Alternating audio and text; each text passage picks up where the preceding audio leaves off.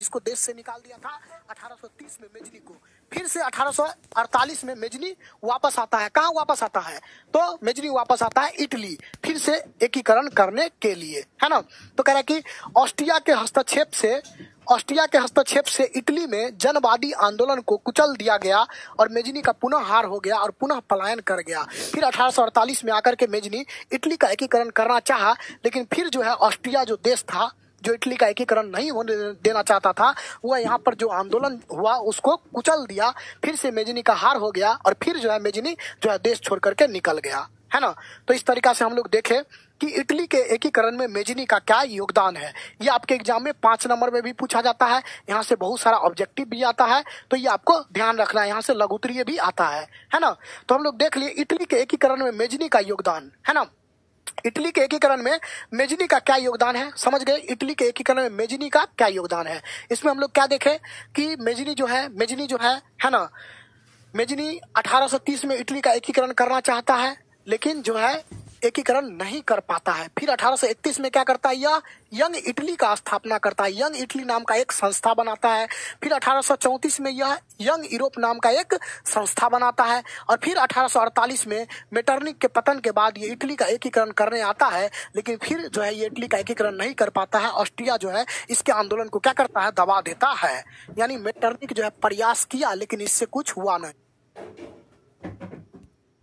ध्यान रखना है कि कार्बोनरी से किसका संबंध था, मेजनी का। यंग इटली का स्थापना किसने किया, मेजनी किया, है ना। यंग यूरोप का स्थापना किसने किया, मेजनी किया। ये 3 बात इस चैप्टर में आपको इस टॉपिक में ध्यान रखना है, ठीक है।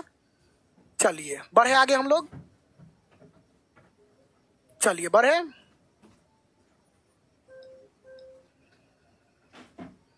चलते हैं हम लोग आगे, देखते हैं, है ना। चलिए अब जो अगला है वो उसका नाम क्या है, ये आपका इटली का मैप है, इसको भी देख लीजिए।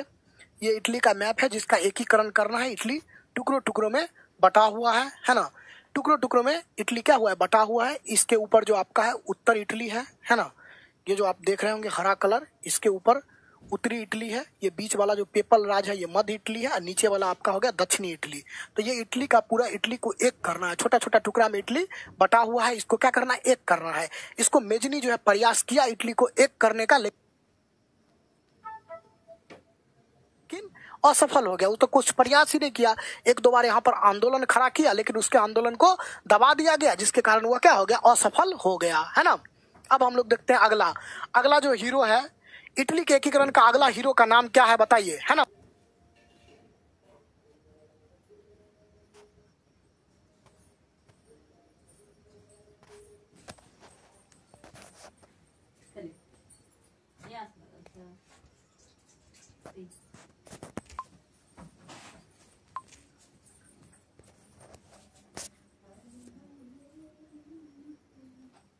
इटली के एकीकरण का अगला हीरो जो है उसका नाम क्या है, तो काउंट काबूर। क्या नाम है, काउंट काबूर, है ना।